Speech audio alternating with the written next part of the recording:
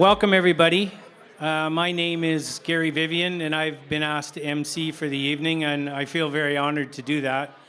I am chairman of Aurora Geosciences, operate a small geological and geophysical consulting company out of Yellowknife. I've known the senator for many, many years. There's just a few people in the room I'd like to recognize before we get started, and if I could maybe just get you to stand up and do the Queen wave or something. I'd like to recognize the Honourable Paul Prosper, who's the Senator for Nova Scotia. Nice Queen wave. We have former Senators, the Honourable Larry Campbell.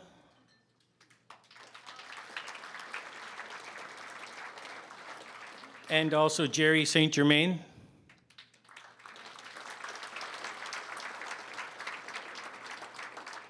And former NWT Minister, the Honourable Wally Schuman.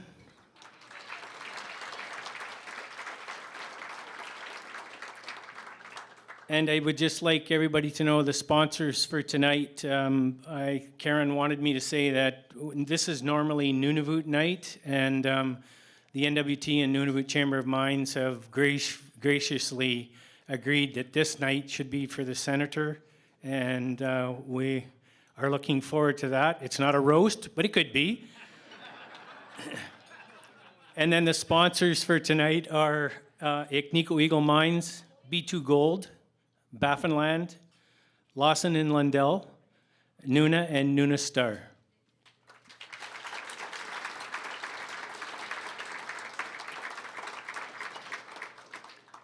So good evening, honored guest, dignitaries, friends, and us industry people. Let us not fool ourselves as to why we have gathered here tonight, and it isn't to get tickets to the Canucks and the Blackhawks game.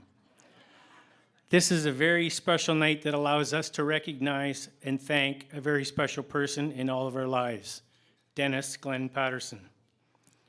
He started as a lawyer, obviously on the wrong side of the tracks, but in 1979 was convinced by many Inuit to represent them as an MLA from Frobisher Bay. The Inuit wanted Dennis to represent them as their leader, but to remember they were the leaders. He was a politician since 1979, representing Iqaluit for 16 years and 4 terms, and was Premier of the Northwest Territories before the split from 1987 to 1991. His foray into politics was completed in 1995, and I am sure that his time through the 90s was a blur of activity with the formation of Nunavut and the Nunavut Land Claim Agreement. The Senator would likely say that he is most proud of this accomplishment. Prime Minister Stephen Harper appointed Dennis as the Nunavut Senator in 2009, and in this position, he has been a tremendous advocate for Nunavummiut, all Northerners, and our industry. Tonight, we will have a chance to thank him. So if I could now ask Evelyn Ross to come forward and give us our grace for tonight.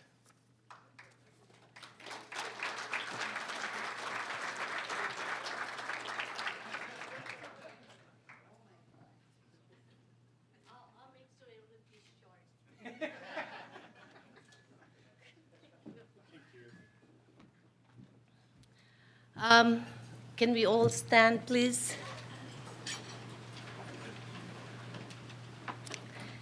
And let's bow our heads. In the name of the Father, and of the Son, and of the Holy Spirit, amen. Bless us, O Lord, in this thy gift, that which we are about to receive from thy bounty, through Christ our Lord, amen.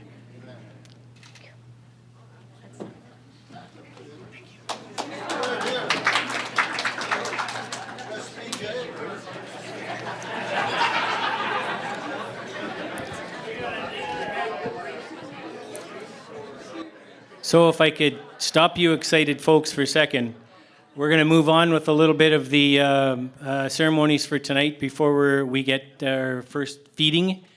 If I could, I'd like to ask Andrew Moore and Clive Johnson with a gift presentation to the Senator.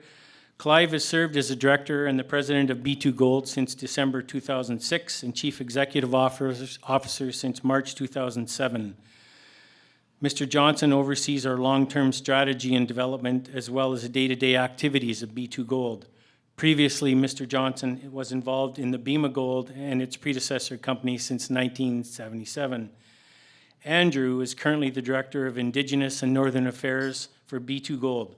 Prior to that, he worked with Sabina during the permitting of their Back River project. He has known and worked with Senator Patterson through the years, first in his capacity as a senior political staffer to former Minister and Nunavut MP Leona Aglukak, and in his new capacity as a senior advisor and director in the Nunavut mining world. Andrew and Clive.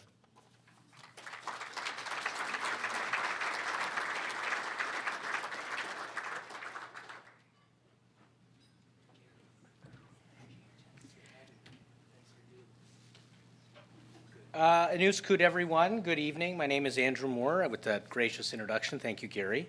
I'm joined by several of my colleagues here this evening, and we're thrilled to be with everyone to recognize Senator Patterson. I've had the distinct pleasure of knowing and working with Dennis for the better part of 13 years, while our relationship did take a brief hiatus when the Canadian electorate determined a new Prime Minister was in order in 2015. I was fortunate enough to find my way back to a career that allowed me to work alongside Senator Patterson once again. My first introduction to Dennis, if I remember this correctly, was first on Parliament Hill in the Confederation building, room number 458, in 2011 after the 41st general election. My first, where I got to introduction, where I actually met the Senator, was a yell across the office, and someone said, "The Senator is coming, the Senator is coming." And I said, "You know, which one? There's 100 of them. Like, which one could it be?" And they replied, he's the one that matters. That's the one that's coming. And so then Dennis walked through the door and our friendship began. I've worked with Dennis over the years to advance the Mary River Iron Ore Project, and then Back River with Sabina, and now with B2 Gold. Dennis, your support for the Back River Project, our industry, the careers it creates, and the good that it does across Nunavut has been unmatched. From working on election campaigns together, spending time at your cabin outside of Iqaluit, traveling across Canada's north with the Prime Minister, and visiting 2 mine sites together, it's been an incredibly fun journey. When I joined the Back River team in 2022, you were the first one to congratulate me, followed quickly by a request to update you on the project immediately. You always made time and make time for the little things, always inquired about family and life away from the office before discussing any business. You made time to talk about the events of the day and share your thoughts and wisdom on the challenges we all face, but most importantly, how we could work together to overcome them. Thank you for making time to chat, for having answers to the tough questions, for always making time for the little things, the things that often mattered the most to all of us. I wish you, Evelyn, and your family nothing but the best in your retirement, and would now like to turn it to Clive.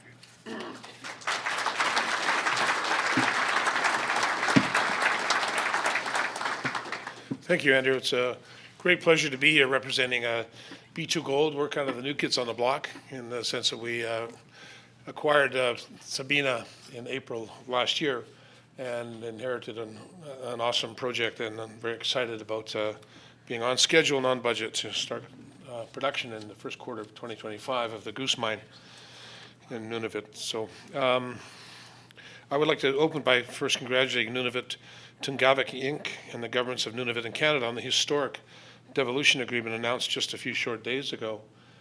I'm sure it's a coincidence, but isn't it interesting that this momentous occasion happened around the time of honoring the Senator and his retirement? I think someone put the word in there, but that was great. Well done. Good timing. This agreement and those who have advocated for it, including Senator Patterson, can count on the support of B2 Gold to assist in its successful implementation across the territory. When B2 Gold took over the Back River project through the friendly acquisition of Sabina, one of the first names that came across my desk was Senator Patterson. Never Dennis or Dennis Patterson, but Senator Patterson, or simply the Senator. I soon learned after meeting Dennis, reading his accomplishments and learning about the way he has supported responsible mining development across Canada, that referring to him as the Senator was a term of utmost respect, one that was earned by his tireless efforts to bring a positive change to Canada and Nunavut in particular. While I have not known the Senator as long as many of you in this room have, I can say that in the short term I have the great pleasure of working with Dennis. I understand completely why we are all gathered here today to honor this extraordinary gentleman this evening. It's a rare group as diverse as those of us here tonight. From all backgrounds, industries, governments, and walks of life have the same thing in common. A tireless advocate who has only cared for the best interests of Nunavut, Canada's north, and the whole country for his entire career. Those of us in the room who are not called the Senator are the fortunate ones who have the opportunity to work alongside this tireless advocate. Serving Canadians from 40th through the 44th Parliament must have been no easy feat. Your work in the Senate to advocate for much needed critical infrastructure across Canada's north, regulatory systems that reflect Inuit needs and interests, and an orderly approach to responsible resource development have been and continue to be appreciated by so many, including all of us here this evening. I believe it no better way to close my remarks than to quote the Senator himself about the future as he sees it and I see it in Nunavut. Look at the positive and look at the amazing, enormous potential for growth in Nunavut. These words were spoken by the Senator during Dennis's maiden speech. These words, Senator, have inspired many in this room today, and no doubt all of us, to continue the important work we are all undertaking in Nunavut and across Canada to make this country the best it can be. B2Gold has long been an international mining company based in Canada, but operating abroad. But we are now home, and we are proud to work in Nunavut alongside Inuit leaders, community members, elected and non-elected officials, and many of you in this room. Dennis, your contribution to the Senate may be finished, but your legacy of standing up for what is right for Nunavut and Canada will continue through all of the work each and every one of us in this room has yet to do. That's the remarks that were prepared. I'd like to go a little bit off script, which is when I do my better speeches apparently, but all that being true and appropriate, we are really thrilled to be at B2Gold, to be here to honor the Senator, but also to be here working on the Goose Project in Nunavut. We owe a lot to Sabina, and some of the management team is here, who did an amazing job in permitting and Inuit relations, and we could not be on their schedule, and maintain that schedule of construction without the efforts and some of the community relations with Andrew and the team, and of course Bruce and Matthew and Merle. You guys did an amazing job. We would not be on the schedule if it wasn't for the ability for a lot of your people to stay with us on this journey. As I mentioned, first gold production in 2025. But if I might, just a moment on a personal note, I started my career 40 years ago in this business as a line cutter and a claim staker in the Yukon. And I know what you're thinking, I must have been 10 years old. Okay. I was 12, okay, it was child labor, but whatever. But we decided, actually, you might find this interesting, we decided to leave BC and the Yukon, which was home and we knew very well geologically. We decided to leave because we wanted to go public and try and find a mine for ourselves after contracting and consulting. But frankly, we left BC and the Yukon because we didn't know if we made a discovery, whether we'd be able to tell our shareholders if we could ever get a permit or ever do deals, the necessary deals with Indigenous communities to succeed. So we actually left, built a mine in Idaho, then we went to Chile, South Africa, Russia, Namibia, all around the world between BEMA and B2Gold. So here we are back again. For me, it's a homecoming in the north after 40 years, and we couldn't be more thrilled. So I think we have a great corporate culture that we've shown all over the world about our incredible commitment to local communities, to training people, our 6,500 employees around the world, 97% are of the country in which they work. We're going to bring this to the north. I like to think we deliver on the promises we make, and our promise here in developing the Goose Project with all these great partners under the Kitikmeot Inuit Association, we have a great relationship with. Our pledge and our promise is to do what we've done around the world and bring that Canadian culture, fairness, respect, and transparency back home. And we're excited about that. And I know we're promising a lot, but trust me, we will deliver and make this, our part of this, will make it a great success. Finally, Senator, we were trying to think of a gift from B2 Gold for you. And I know you have lots of things from the north and all of your years, so we thought we'd do something a little bit different. So part of B2 Gold's commitment to ESG is not only the work we do in communities, but it's also even things like conservation. So in Namibia is the country where we have a gold mine, a very successful gold mine in Namibia. And in the north of Namibia is the last place in the world that the black rhino roams free. So we undertook a really cool project to take some of the gold from our Otjikoto mine in Namibia and produce gold bars honoring the rhino and helping the local community in the north protect the last and hopefully grow the species of black rhinos. So we have a beautiful 1 ounce gold bar, which is worth quite a bit of money these days. Wow. It's Canadian dollars. And it's a beautiful bar that depicts the Namibia and the rhino and a calf on the back of it. And we just thought it was an unusual gift for you, something, it's a bit of a collector's item. I have a few, but it's a bit of a collector's item. And we wanted to present this to you as a gift from B2 Gold in appreciation of everything you do and everything you've done. And by the way, this is not the end. We will be calling on you and asking for your advice. And of course, you'll be coming to a mine opening in the not too distant future for the Goose Mine. So, Senator. Thank you very much. My goodness, that's very special. Wow.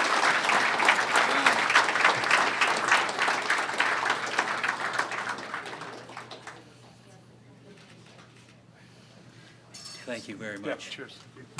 Nice to be here. Thank you.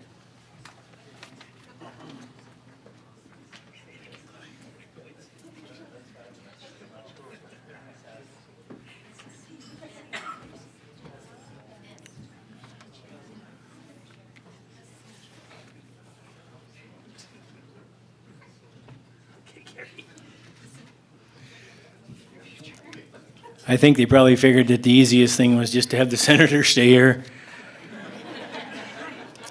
If I could, next, Gabriel Antoine Cote is the Superintendent of People and Development for Agnico Eagle Mines, and many thanks to him for stepping in to speak following a last-minute cancellation. So if I could get Gabriel.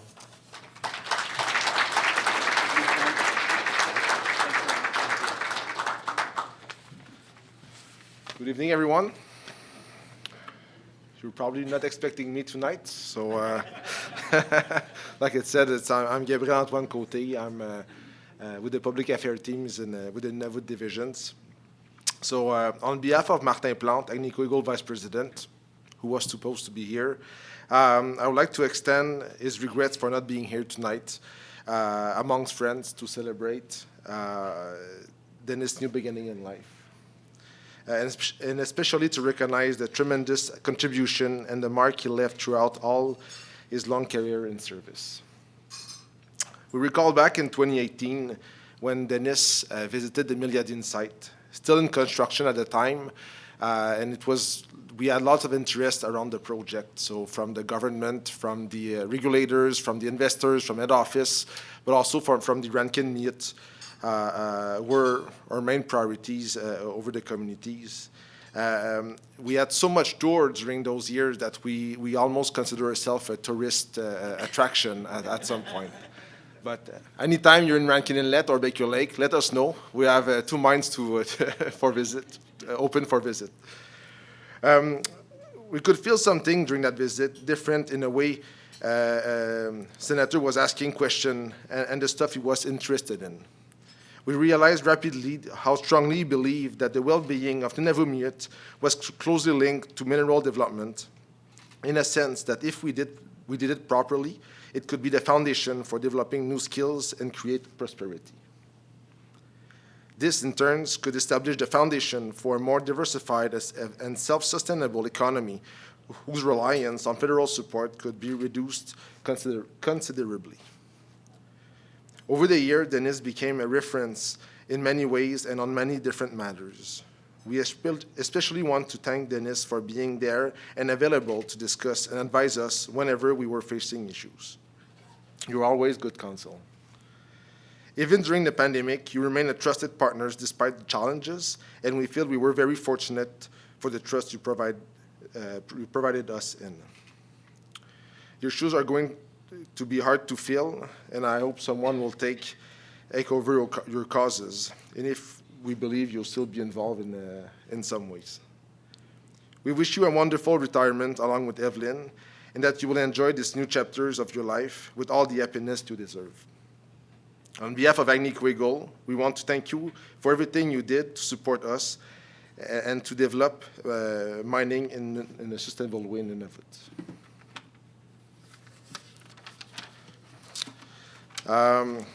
Now, as some of you may know, every time we open a mine in the company, we have a special coin made for every mine in Alloy that is distributed to all employees across the company. So it's lots of coins every time we open a mine. On one side of this coin is the Agnico logo, and on the other side it's a visual of the mine in question.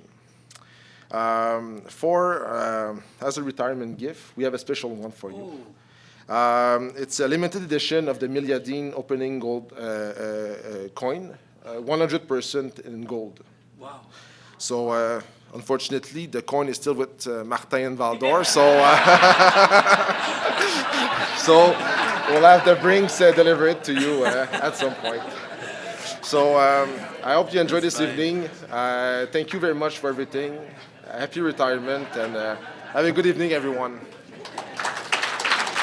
Thanks a lot, Gabriel.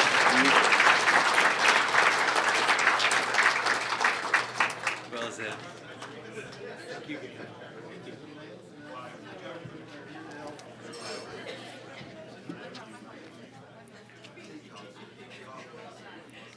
So I kind of like the end of that, Senator. It's in the mail.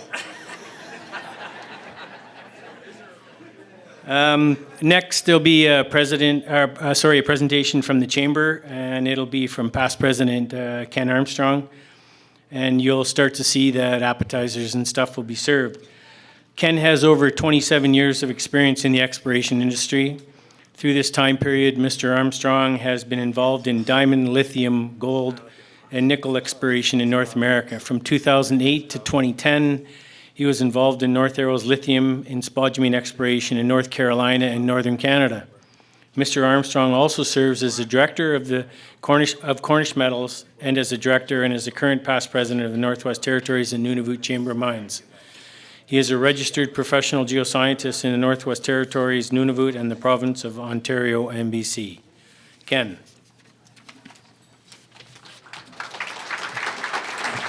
Great. Thank you, Gary. Dennis,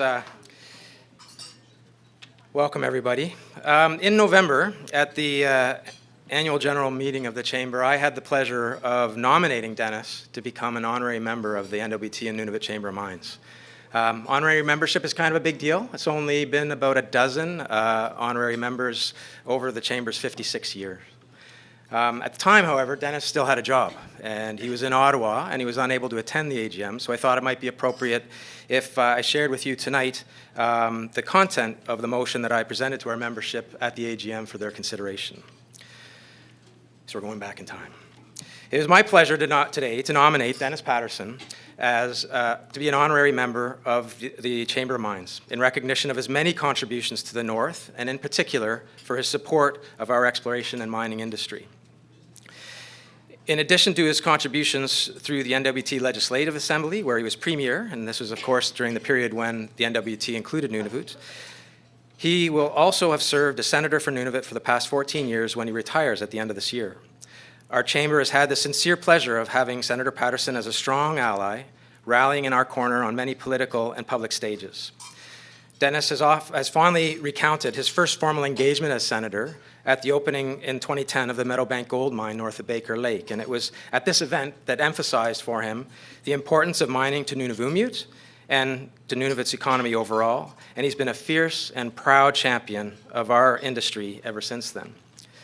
He's used his platform as Senator to advocate for our industry and support proponents during the regulatory process and beyond, and he continues to be a bridge between our industry and the federal government, having given countless speeches and statements on the Senate floor, as well as asking questions of and making closed-door appeals to ministers as required in support of the North and our minerals industry. And he has been a fixture at the many industry conferences, including the Cordilleran Roundup. Thanks for coming again. The PDAC and the Nunavut Mining Symposium, as well as every regional trade show in Nunavut. And we've always looked forward to having him meet with our board of directors at these events. The Senator has also been recognized twice at the Nunavut Mining Symposium, first in 2012 with the Mike Hine Award, and then again in 2023 with the Nunavut Mining Symposium Lifetime Achievement Award. Given the Senator's contributions to and work with our industry, I nominate Senator Dennis Patterson to be an honorary member of the Chamber of Mines. And Dennis, just from a personal perspective, I mean, we first met at a number of those board meetings, and then working more closely during my period as president of the Chamber and the many, many phone calls we had during the COVID period. I was always have been struck and impressed by your ability to take sometimes complicated, sometimes difficult, sometimes controversial issues and distill them down and address them very directly in a very forthright manner, but always in a fair-minded way, and always in a constructive way with solutions and real possibilities of how to move forward with those. And that fair-minded approach is something that I've tried to take on board with my advocacy for the Chamber and my company and in other avenues as well. So thank you for that. Okay, so I've kept you hanging, but I don't think it'll be a surprise to anyone in this room that the motion was unanimously and enthusiastically supported at the Chamber. So this is our opportunity to congratulate Dennis as becoming an honorary member of the NWT and Nunavut Chamber of Mines. And I'd point, we do have another honorary member here, Lou Cavello, who you can talk to, and you can get some insight into the many privileges and benefits you can look forward to over the years to come. So congratulations and thank you. Okay, Ken. Thank you very much. Oh, wow. Hey, Dynamite. Wow. Thank you. Much appreciated, Ken. Thank you. And of course, there would be no honorary anythings if there wasn't strong support at home. So we would also like to thank Evelyn for your support in allowing Dennis to come to those many industry conferences and help our industry along in so many ways.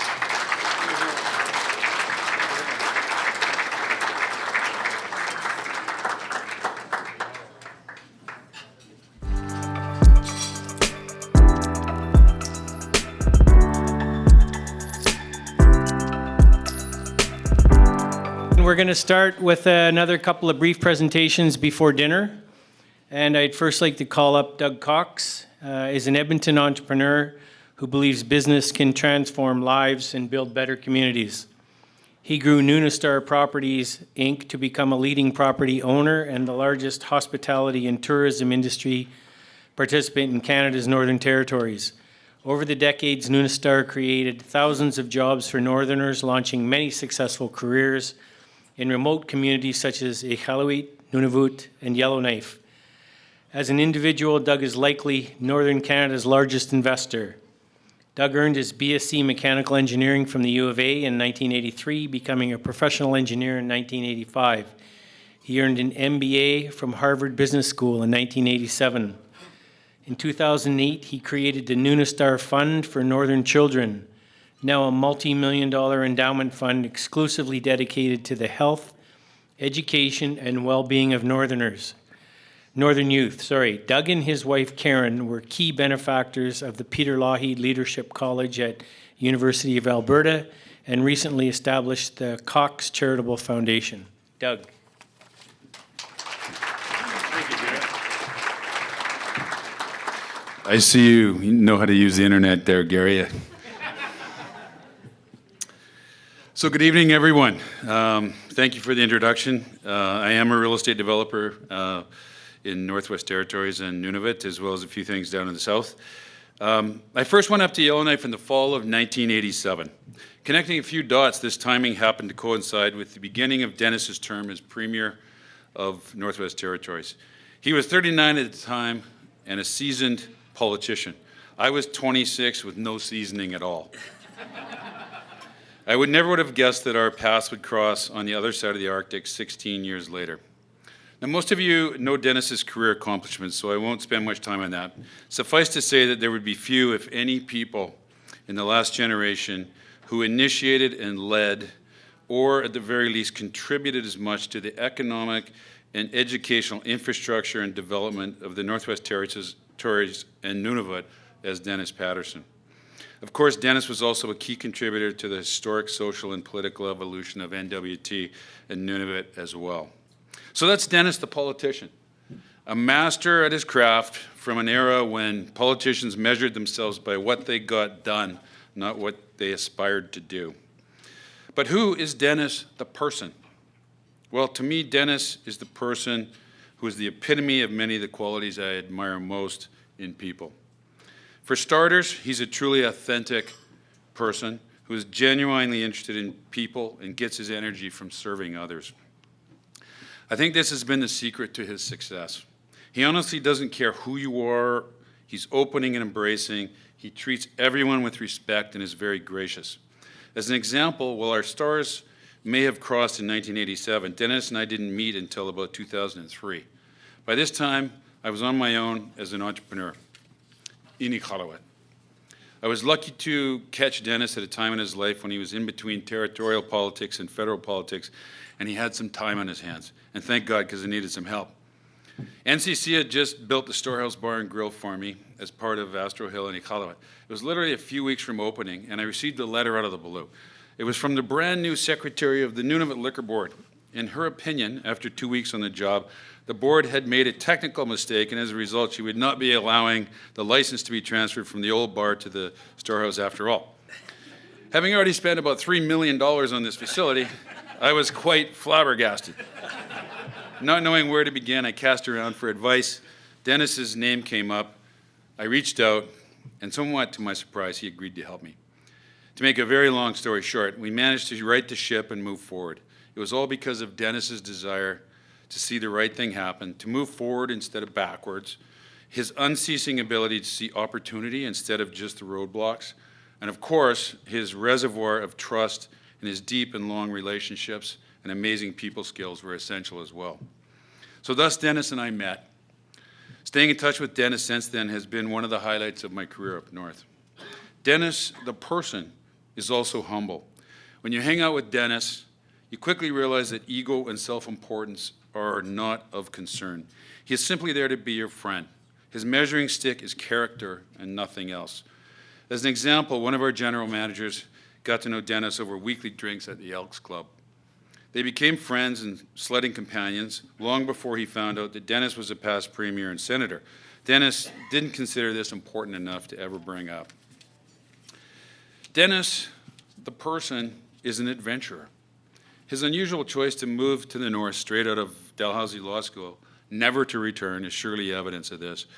I discovered he comes by this adventurous streak honestly. Several years ago, I asked to meet his father, Glenn Patterson, the first Glenn Patterson, in Vancouver. I was hosting a group of my friends who all ran large businesses. Glenn, who was 92 at the time, enthusiastically agreed to host us for a cocktail party at his Vancouver condo overlooking Coal Harbor. He had a massive deck with a world-famous Japanese garden. Like his son, Glenn led an incredibly adventurous life. He was exceedingly gracious, incredibly curious, extremely social, very humble, and interested in everything from politics to business to plants to gardening to health and fitness. And at 92 years old. Only at the end of our visit did we finally extract some of Glenn's stories from his own extraordinary career. He started his career and brought his first son, our Dennis, into the world while living in a remote, uninsulated forestry cabin in the far north end of Vancouver Island. From that humble beginning, Glenn rose all the way to the senior ranks of the forestry industry in BC, and his son to the apex of politics in northern Canada. So with that, Dennis, I'll finish up with simple best wishes. I'm sorry I don't have a gold coin to offer you, but we can offer you as much gold, Frobe gold, as you can drink every time Ed or Ben and I are with you in one of the hotels. So Okay, Doug. I hope your retirement life with Evelyn and your family is as long and adventurous as your dad's. I hope that Nunavut and NWT live up to the lofty expectations that you and many others envisioned years ago. And as this happens, I hope you look with pride at the foundation you helped to lay. I also look forward to seeing you from time to time and sharing some laughs and fond memories of the past. All the best, my friend, and congratulations on a life well spent so far. and one that I know you will do your best to see equally well spent in the coming years. Thank you.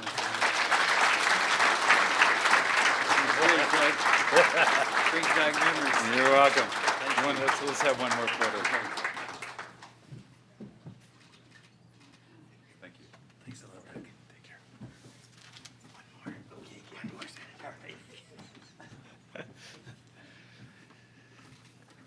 All right. Next up is Udlu Hanson.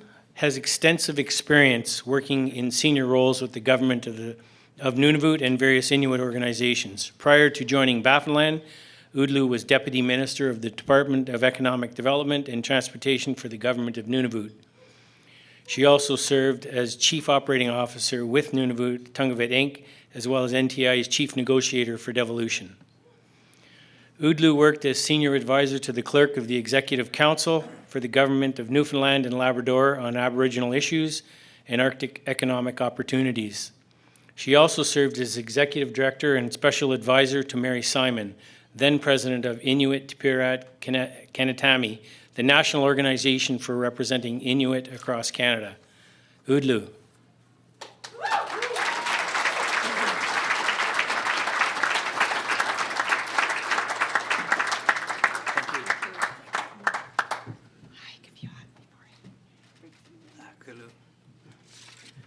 Hello, Unukut. Thank you very much for inviting us here tonight to be here for this special night. I wasn't in Iqaluit when they provided you with a nice going away at the Nunavut Legislative Assembly in the lobby. I heard it was a very nice event. But it's so good to be here with you folks tonight. I see a lot of people I haven't seen for a while from the Western Arctic. It's really good to see everybody here. So I was just joking about how I haven't had to speak for a while. So not only is that a little bit nerve-wracking, but then having to say, thank you for everything you've done is, where do I start? So I'm going to start by saying that what I want to say tonight is not about what you've done, all your amazing accomplishments, what we've been hearing about, what we've read about, what we know about you, but more about what you don't hear in the newspaper or don't read in the newspapers. Hello. And what you don't typically, I don't have any juicy gossip. I shouldn't lead it up that way. But no, I just want to share some things that I think may help people understand why there's so many of us in this room to celebrate Senator Patterson, why so many of us have this warm spot in our hearts for him and wish him very well. And I just want to give one example first before I go any further, and that's that, as you heard, I was chief negotiator for Nunavut Tungavik on devolution, and I have you to thank for that. I had 9 good years as chief negotiator, but I started as, you were my mentor. You didn't last very long before they called you to be senator, so having been appointed to that position had everything to do with you, so thank you very much for that. But I will say one of my earliest memories was when I was a very, very young girl. This is when back in the days when we called you Dennis. I'm from Iqaluit, or Apex. Back then it was Frobisher Bay, Northwest Territories, of course. And Dennis was a very good family friend of my parents, still of my mother. My father has passed. But he was in Apex on a number of occasions, dancing up storms in the living room after the Legion. But again, I won't go into any gossipy stories. But anyways, I was young and impressionable. When I shared the first draft of the speech with my husband, Trevor, he said, well, you're not young anymore, and you're certainly not easy to impress. But I do remain very impressed. And I know we haven't heard or seen the last of you. I kind of feel for Evelyn. She's got a full-time job trying to keep him busy after this. But I also just want to share a quick story that kind of gives us an impression as well as to what people thought of the senator. I remember sitting in my my parents' at the dining room table. I often went after work around 5:30, 6 o'clock, and Dad'd be sitting there drinking a beer and eating chips. And as he's reading the paper, he's, flipping through the pages, and he said, "Cripes, there he is again. That man is everywhere." As he was flipping through the newspaper, there was like 3 or 4 stories of Dennis, and that was very common, of course, in Nunavut, as I'm sure you can expect. But I think that was his not so subtle way of saying that you were a very, very busy man. And wherever there was something going on, wherever there was something important going on, you likely had your hands in it. You were likely either creating it or managing it or celebrating it. So if I had to sum up you and your work personally, I would say that I would call you busy. You seem to tackle everything with a busyness. And as was mentioned earlier, you're always very curious. You always had questions, you always wanted the facts. And it was obvious to those of us watching from a distance that you were busy, yes, but we know that you were even busier behind the scenes. And that's where the real work was being done. So thank you for that. Maybe this isn't appropriate, but I did want to share a little bit of my impression of you as well. And it demonstrates your busyness. Because I'll always remember this. You know Dennis's walk, Senator's walk. You've seen him walk. I mean, he walks with a busyness. He's going somewhere. He's always on his way somewhere. He's always, honestly, you can't help but wonder, you're off to something very exciting or interesting, or you're off to do something somewhere. And it reminds me of Reverend Mike Gardner's walk. Yeah. I don't know if many of you know Reverend Mike Gardner, but it's a very, very good compliment. He's a beautiful, busy, busy man. So you're compared to another great. Wow. Senator, Nunavut is going to miss you. We're going to miss your dedication. You kept Nunavut and Nunavumut at top of mind on all things, and you helped those many others keep Nunavut top of mind and Nunavumut top of mind, and the North, and that's why there's so many people from across the North, especially to those that have big decisions to make about the North and our future. You were a wonderful representative of our people and for our people. I thank you very much for that. Thank you.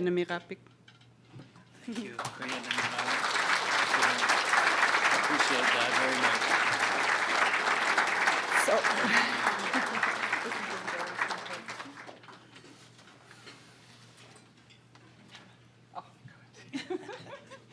Oh, no.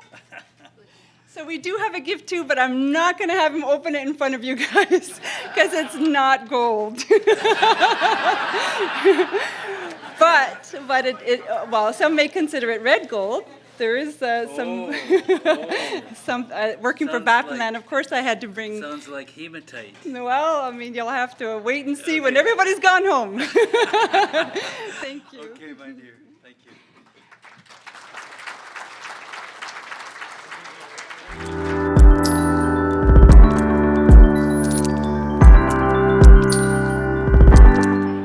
So along with the dessert service, you're going to get a chance to listen to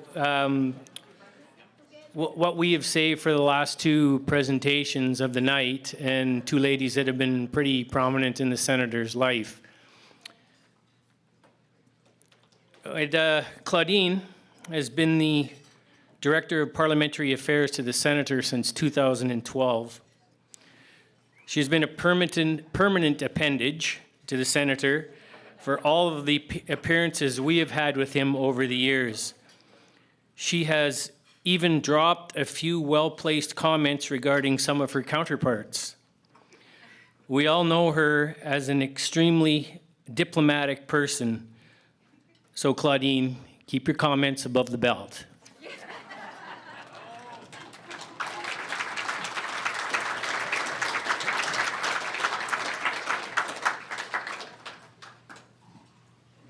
Oh, usually I do the writing, not the speaking. So it has been, this would have been our 12th year together. So I got a lot to say. Refill your those glasses. It's going to take a while.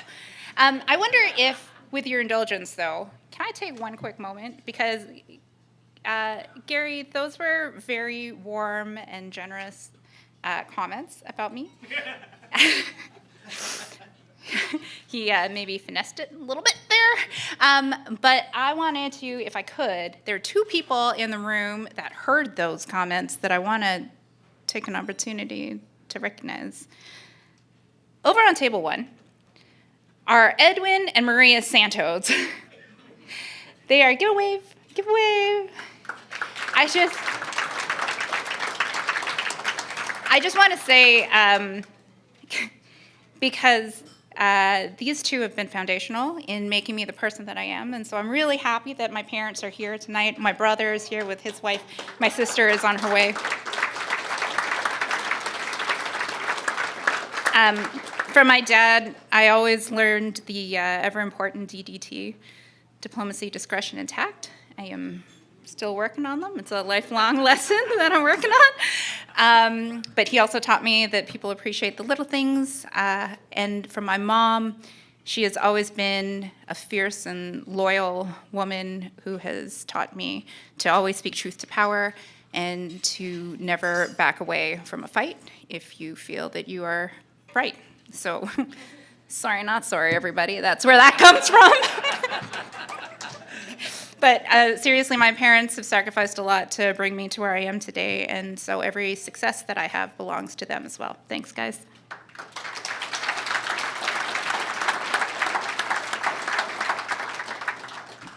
Okay, on with the show. So, yes, my name is Claudine Santos, and I have known the Senator a long time.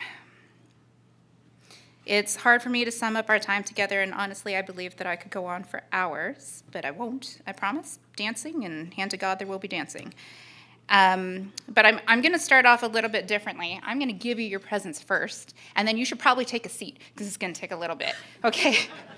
So the first present is actually, I'm presenting it on behalf of my father, my mother, and the rest of the Santos family.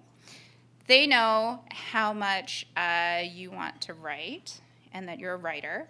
And so I made a phone call to the new general manager for Nunavut Chamber of Mines, Hudson Lester, and guess what this guy can do? Guys, one second.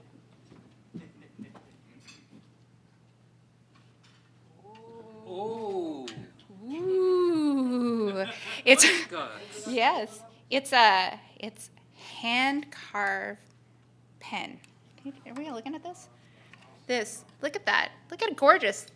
It's got a handle and everything. Wow. And it's got the red band in here is It's stabilized mammoth ivory. stabilized mammoth ivory. Wow. Yeah. Holy cow. So that's your Wow. first gift. My goodness. Yeah, from Dad. Mom and Dad. Wow. That's your first gift. Fantastic. Wow. Oh.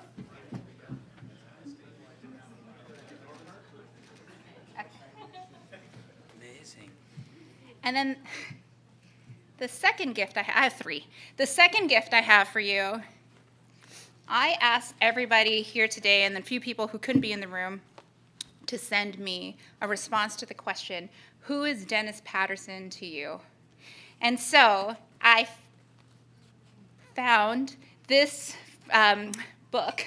I stole it. That's what I'm trying to say here, is I stole it from the Senate. This is the book. We call it the Red Book or the signature book.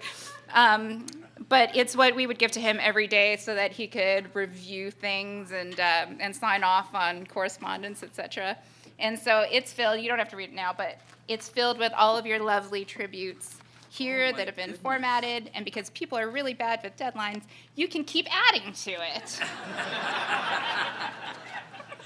What a surprise. Fantastic. Wow.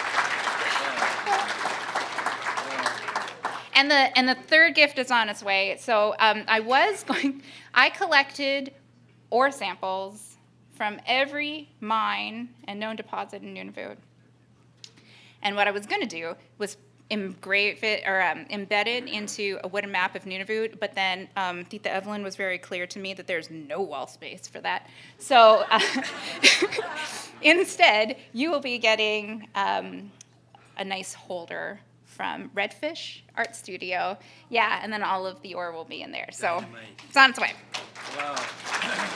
Yeah. Okay, take a seat. It's going to take a while. All right. So, a confession. The speechwriter in me was mortified at how much I struggled to put into words who Dennis Patterson is to me. But I will read my entry out loud just to put it all on the record. That question is difficult because the answer is deep and complex. Ever since I met Dennis Patterson over 20 years ago, he has been many different things to me: acquaintance, boss, mentor, friend, and family. I first met Dennis Patterson at a multi-family camping adventure my parents invited me to join them on the summer between first and second year of university. I was reading a book, and a man I didn't know approached me by saying, "What, may I ask, self-respecting young person reads Plato's Republic on their summer break?" I glanced over my book and flippantly replied, "Future leaders," then pretended to keep on reading. After that joke, we spoke for much of the rest of the evening. Now, two things stand out to me when I look back at that fortuitous meeting. First, I am always cognizant of how humble Dennis has always been. When we talked, I asked about his career, as I had an interest in law, and never once did he explain to me the role played in division. He told me about his legal background and the work he has done for NTI and the organization that preceded it, but he did not explain to me that he was a previous 4-term MLA senior minister and premier. I didn't learn that until tributes came in during his 60th birthday party, and it was my parents who told me, as I hadn't attended. Second, I am always struck by how the universe works. I would never have foreseen that that connection laid the foundation to a future job that would be transformative for me. Fast forward to today, and I've had the honor and privilege of serving with Dennis as his lead advisor and later as his Director of Parliamentary Affairs since 2012.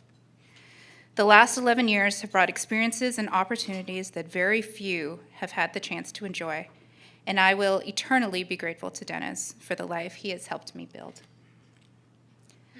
Over the years, he has exposed me to a part of the country that is beautiful, one that is growing and evolving, and such provides an opportunity for folks to really contribute and make a lasting impact. It has been my honor to play a role in Dennis's work in Nunavut, the broader Arctic, and in Canada as a whole.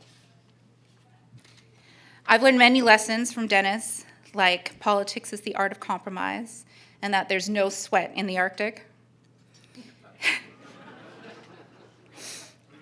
But the most enduring lesson for me has been that politics is about people, and personally, that lesson is at the heart of how I approach politics today. I feel passionate about working to make a difference, of pushing for that policy or legislative change, of advocating hard for things that I feel is right, because I don't just see the politics, I see the people. I know academically that housing is important. I know that it's a key piece to solving many other issues faced by Nunavummiut. But when I fight for housing dollars and policy changes that will help us get more houses built, I see the family in Ugluluk that went to the dump to scrounge wood so that they could build a lean-to addition to the side of a relative's house and live there with their newborn, only a kudlik for heat and light. When I talk about food security, I see the kids in Arviat that would flock to the community dinners I would make every night when I lived there for 2 weeks, because for some, it was their first meal of the day. Now that I have mentees at the Senate of my own, I feel a pressure to pass on pearls of wisdom like Dennis did to me. It's been a struggle to not just regurgitate the lessons I was given. However, I do have one way of describing politics to the newer generation. Politics is like a drug. We know it's bad for us. We don't eat well, we drink too much, we don't sleep enough, and work-life balance feels like an unattainable dream. We constantly work in a crucible, and that amount of consistent pressure and stress can't be good for anyone. But when you win that amendment, when you get that policy change, when you hear the big announcement, it's a high like no other. It's all you need to nudge you to keep going when maybe you felt discouraged and run down. Through the years, Dennis has evolved from just a boss and a mentor. Dennis and Evelyn have both been with me through the birth of my son, his diagnosis of a condition that caused his blindness, his accompanying diagnosis of autism, my cancer journey, heartache, and heartbreak. They have given me their implicit trust, and I cherish that. We were together through Dennis breaking his neck and his subsequent rehabilitation. We supported each other through the loss of dear colleagues, including George Braden and Leach Naudluk. We have been through a lot together. And we have worked so closely through so many difficult trials that he and Evelyn have become friends and chosen family to me. That is why I will always defend him and why I worked so hard to always help him deliver on his priorities and projects. I would pick any fight and blindly follow this man into the breach because I know how hard he works and how much he cares. I don't know how many times we would sit in a co-op hotel kitchen, Dennis eating a bowl of cereal past midnight, and me eating peanut butter straight out of a jar. It's delicious. Who said you? Or in our office at the Senate with a nightcap, debriefing about the day we just had. Sometimes you wonder when you've traveled to 4 communities in a day or been in meetings since 7 a.m. to midnight. Is it all worth it? We look back on all the missed birthdays, baptisms, weddings, anniversaries, school plays, and think, did we choose right? Cumulatively, we were away from our loved ones for months every year. That's months sacrificed from watching kids and grandkids grow, precious moments we'll never get to go back to. Then, on top of it all, we get bombarded with the comments of, what has he ever done for us? And what other nastiness comes out of Nutsy News comment section. Dennis, boss, I hope that you always remember it was worth it. I don't need to list out the many positive contributions and wins you've delivered to the territory and to the country. The people who matter most, and many of them are here today, all know it. You have improved the lives of millions and are leaving a lasting legacy that will endure from now until forever. Thank you for letting me be a part of it all. Even knowing the sacrifices, I would do it all again in a heartbeat. And while I know we'll keep in touch, and that ours is a bond that will never be broken, I will miss having you and Evelyn in Ottawa. I always felt I had a little bit of home with me, and I felt a little less homesick with you both there. I wish you nothing but the best in the new chapter of your life. All my love, Claudine.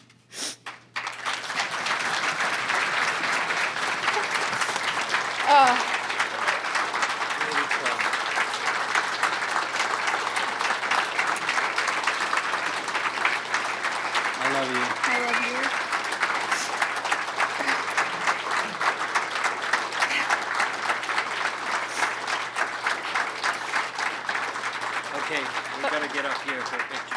wait. But wait. Can we do pictures later? Hold on. I can't leave it like that. I can't leave it with me sappy like this. So look, guys, I want to end off doing what I've done for over a decade, and that's to give Dennis 6 pieces of advice.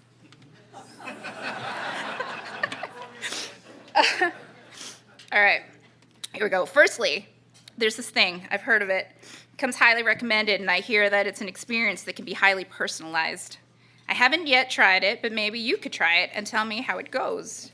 It's called relaxation. I don't know if I said that right. It's like one of the first times I've said relaxation. Yeah, I don't know. I hear you actually have to put your phone away and not check it over and over again. That sounds stressful to me, but apparently it's all the rage.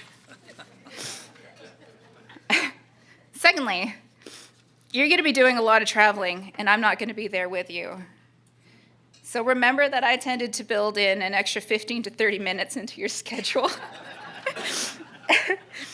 And that 10 minutes before you need to be in a meeting is not the appropriate time to hop into the shower. And download Google Maps to help you get to where you need to go, because your sense of direction is not your strongest quality. Third, we need to take a minute and talk about your use of ellipses. Others may more commonly know it as ... An ellipses is an important, everyone laughing knows what I'm talking about. Look, an ellipses is an important and versatile member of the punctuation family. It can create a dramatic pause, like, you'll never guess what she said, ...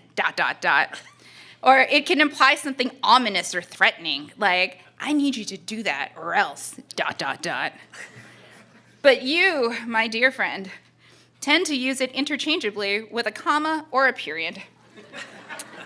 And that can lead to confusion. Imagine being a staffer, new to text exchanges with their boss, and you receive the text, I need you to do this for me, ...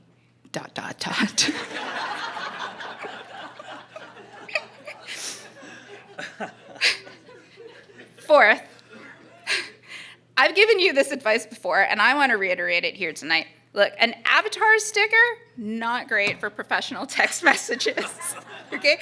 As a way of rebelling against getting old, I keep my text message font small, all right? And I don't know if it's because I have an Android or what, but when your OK sticker comes through, it's like tiny text, giant head of Dennis Patterson with disembodied hand giving you a thumbs up.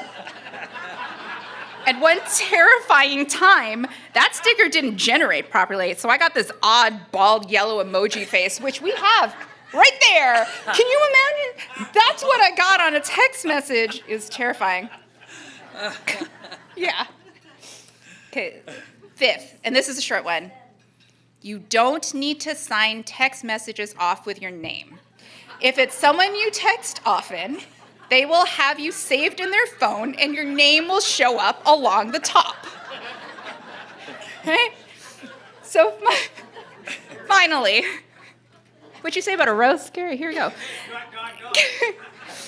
Finally, let's stay on the topic of texting. I know I taught you voice to text when you broke your neck, but there are instances where voice to text is not wholly appropriate. The issue is, you think you're whispering, but you're not.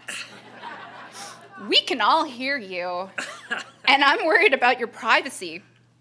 So just ask yourself if those in the airport lounge around you or in the restaurant next to you need to hear you going, Claudine, ...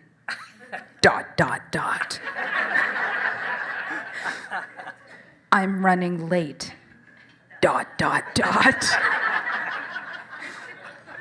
Please start without me, ... Dennis.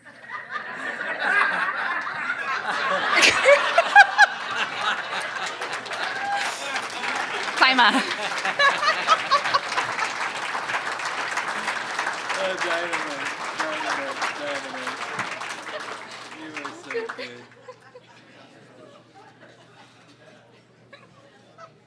you.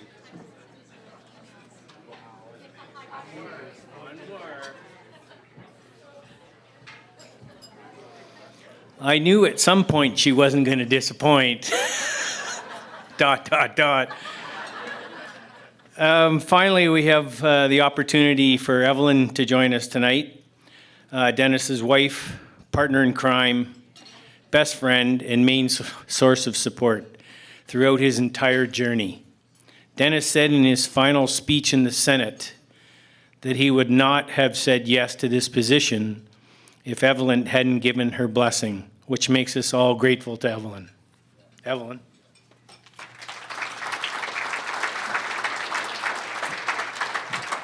Let me just put my glasses.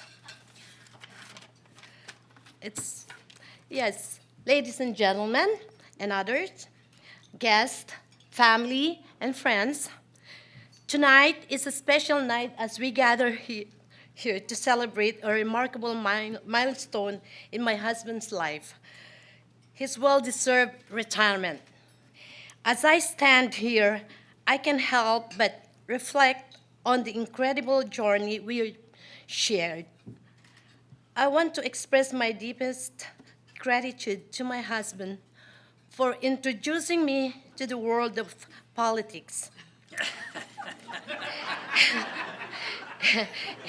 It has been a privilege to stand by his side to learn about policies, bills, and some laws, and to witness firsthand the impact of his dedication to public service.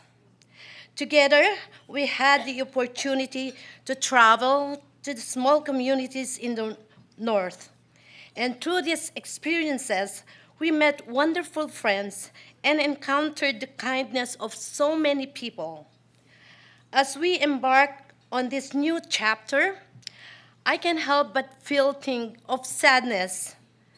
I will dearly miss the beautiful and kind individuals I've had the honor of getting to know through our Parliamentary Spouses Association.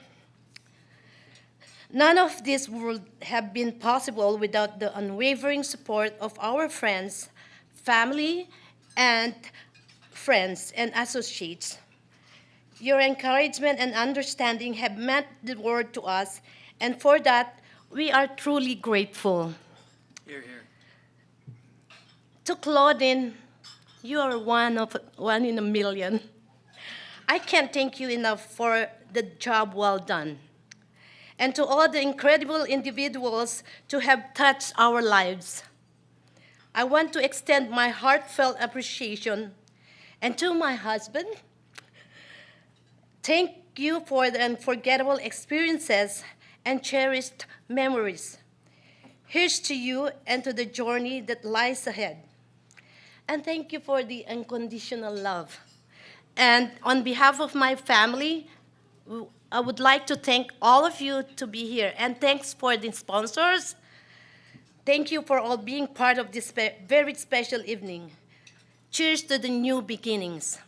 Thank you.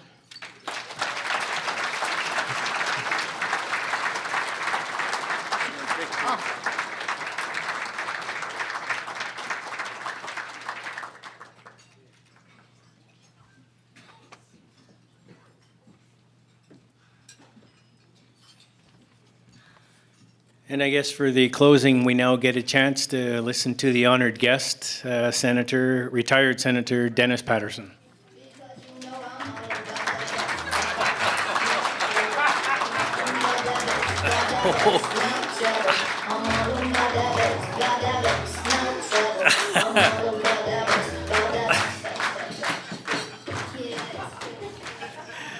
Oh, my goodness. Dear friends, my dear wife, her mom, Elena, so happy you're with us tonight, Lola, and our family friends, thank you all for being here with me tonight. To our Filipino friends, so happy you're here with us, Mabuhay, Camilla, Kapuso, at Kapatid. My own family, my dear brother Bruce and Ilsa, my dear wife's brothers and sisters and children and grandchildren, family members who've supported me in my travels in the years in the North, for all those years in public life. Thank you so much for coming. And you know, Gary, you said that Evelyn had agreed when I asked her about my taking the job in the Senate. She told me later that she knew the answer I wanted to hear. She knew how much I wanted to do that job. I don't know if you knew the long absences we've had to endure, and I thank you so much for waiting for me to finish my journey. I'm so grateful to you, my dear. I want to mention, and there's so many of you here tonight, but I want to mention a few folks who I'm so happy are with us tonight. Mr. Justice, former Justice, George McIntosh is here, one of my close friends from Dalhousie Law School days.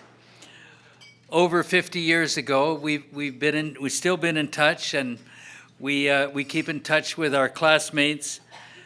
And my friends in the Nunavut mining community, whose generosity has made this amazing evening possible. I gotta say a word about mining in Nunavut tonight. You know, when I became senator over 14 years ago, I did not have a good association with mining.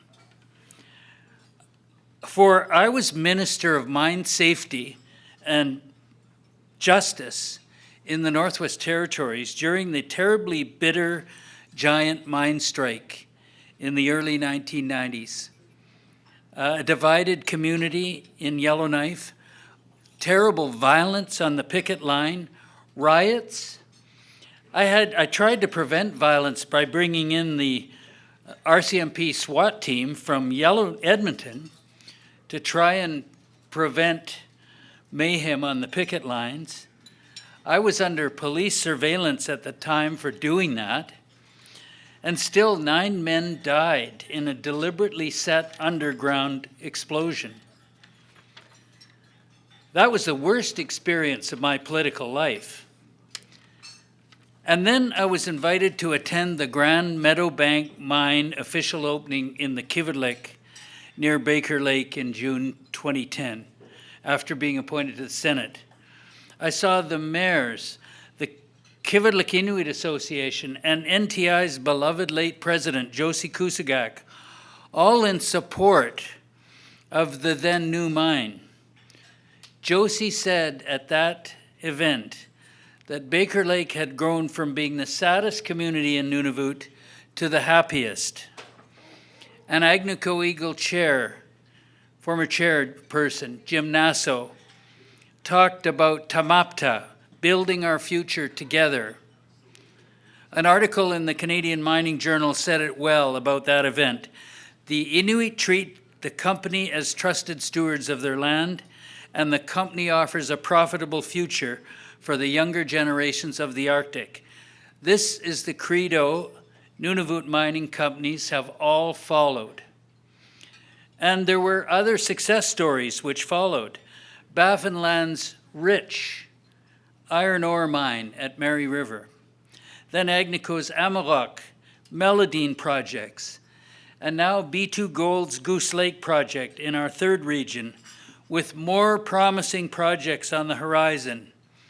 Diamonds, lithium, uranium, critical minerals. And I've been so grateful to have been welcomed to all these impressive, active projects, stayed overnight, eaten with the workers, seen their pride in their work, seen growing numbers of Inuit employed and growing Inuit-owned businesses. And I'd like to acknowledge Harry Flaherty, president of Kikatala Corporation, which has grown to 33 companies since its establishment in 1983. Miles is here from Nuna, and Dwayne Wilson and Fred Hunt are here from Arctic Co-ops Limited, and many others. There are still challenges ahead.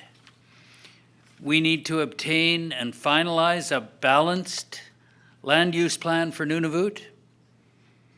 There's still more work to be done to create a more positive and welcome investment climate in Nunavut. We need to see Baffinland-Steensby route financed and permitted.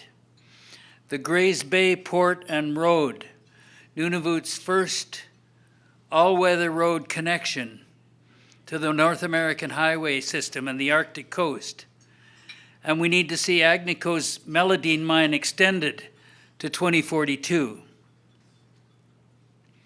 In that connection, looking forward, I want to share with you how thrilled I was to have been personally present last Thursday in Iqaluit, and the Prime Minister was there, the Premier of Nunavut, the President of NTI, who officially signed the agreement to devolve the responsibility for managing 2 million square kilometers of Crown lands and resources in Nunavut from the federal government to the government of Nunavut. This is progress. And thank you, Udlu. I was so privileged to have been involved working for the Inuit as chief negotiator before I got appointed to the Senate. So it was just a wonderful experience just to be an observer of that historic nation-building moment just last week, just last Thursday. And as this agreement is implemented now over the coming 3 years, the government of Nunavut will now for the first time have real incentives to find win-win ways to support orderly development of our rich mineral resources in Nunavut, always taking care of our fragile environment in the process. I'm optimistic that this will create a new climate for Inuit and their territorial government to work more closely together in common cause to mitigate any impacts and share in the royalties, jobs, and business opportunities from mineral development to help make further progress on all the social issues we care about. And there are profound social issues we must never lose sight of. And finally, I want to thank the sponsors of this amazing event, so very touching for me personally. Agnico Eagle, B2 Gold, Baffinland, Lawson Lindell, Nuna, and Nunastar. And it's been such a privilege to have worked with you all. And I thank the Chamber of Mines for helping organize this event. I've got to say that working with the NWT and Nunavut Chamber of Mines has been such a rewarding experience for me. The trust that we have shared, the respect we've shared, dealing with sensitive,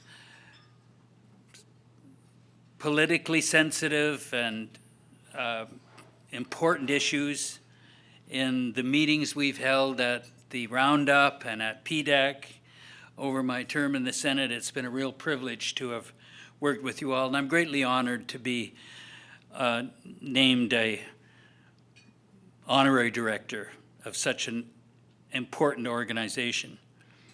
And I thank you all for your gratitude for my work. Folks, I was just doing my job serving Nunavut as best I knew how, and so your gratitude is really overwhelming. And I thank all of you for your kind remarks tonight. I wish to make special mention of Doug Hawks. Doug is Northern Canada's largest personal investor, and like the great companies that have taken the risk of investing in a challenging, geographically, logistically remote region, have had the confidence to invest and help us move forward to the point where I believe we can become a contributor, a net contributor to Canada. Doug, you were of critical help to me when I first became a senator, and you know what I'm talking about, and I thank you for that. You know, behind every, I won't say successful, I would say every lucky man is a good woman. And there's two in my life. My dear wife, Evelyn, who's waited for me to overcome my obsession with politics for these ongoing 15 years and before, and my devoted, indefatigable, it's the only word I can think of her. She never stops working. She accepts my bad habit, you didn't mention it today, of texting at odd hours of the night, because I know if I don't send that text, maybe I'll forget in the morning. So she's put up with that, and I'm so happy she's here tonight with her family. You know, if I've had any successes I've had in my work in the Senate, Claudine, you know it's not been possible without your loyalty and support and hard work. And you know, you've all got those emails past few weeks reminding you to send in your meal choices for tonight, bugging you if you didn't send them in, telling you where you're going to sit.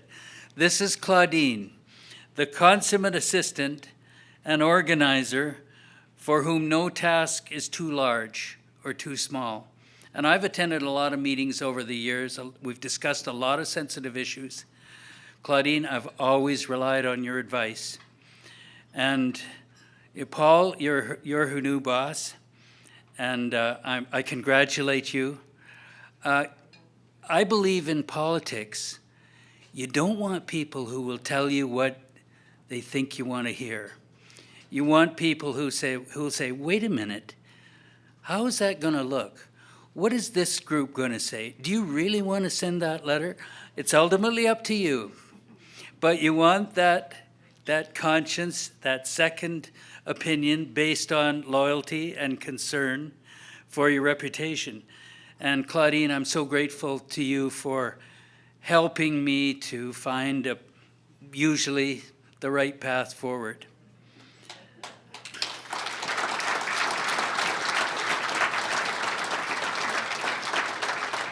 You know, I got to tell you about a present Claudine gave me, and she's great at marking occasions, as you've seen tonight. When I retired, I received this bill. This is a bill in the, let me tell you, the proper format, printed with all of the requisite French and English indicia of a bill. Statutes of Canada, an act respecting Dennis Patterson Day, assented to December 24, 2023, Bill S-75. I know I've been brandishing this lovely souvenir with various friends, including the Chief Judge of the Nunavut Court of Justice, who I had lunch with last summer. And I presented this bill to him with a very straight face. He put on his reading glasses and read it over and studied it. And he was convinced it was a real bill.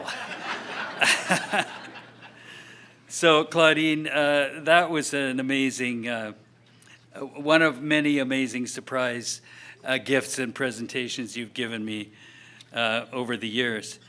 The good news is that Claudine's experience working in this complex world of the Senate of Canada, and it's an ancient institution with very arcane rules, it's going to continue to be a benefit to Canada and to her new boss, Senator Paul P.J. Prosper, who's a Mi'kmaq senator from Nova Scotia. And Paul, I'm thrilled you've come here to join us tonight, my friend, and we're going to stay in touch.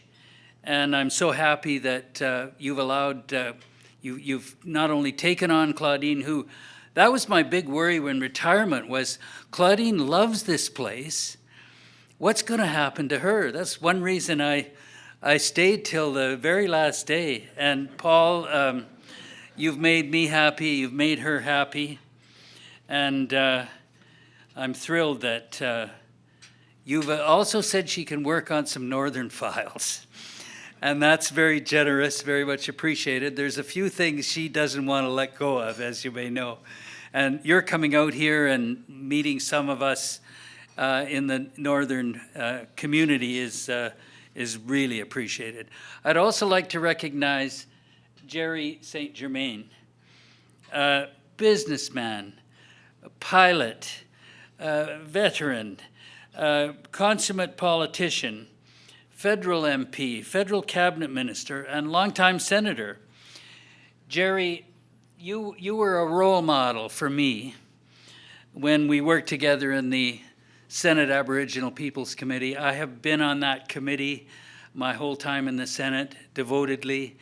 I was chair, I was deputy chair, I was a member of the steering committee, and you showed me how to bring folks together in a nonpartisan way and examine issues and get reports done that would make progress.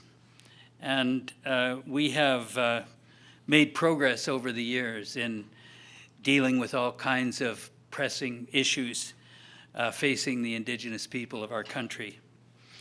So folks, soon the most important part of the evening will begin as we celebrate and we dance. And I just want to thank you all again for being here and the kind comments you've made about a career I just feel so privileged to have been honored to be a part of. So, Koyanami Marialok, merci beaucoup. Thank you very much, all of you, for being here. I'm totally touched and overwhelmed. Thank you.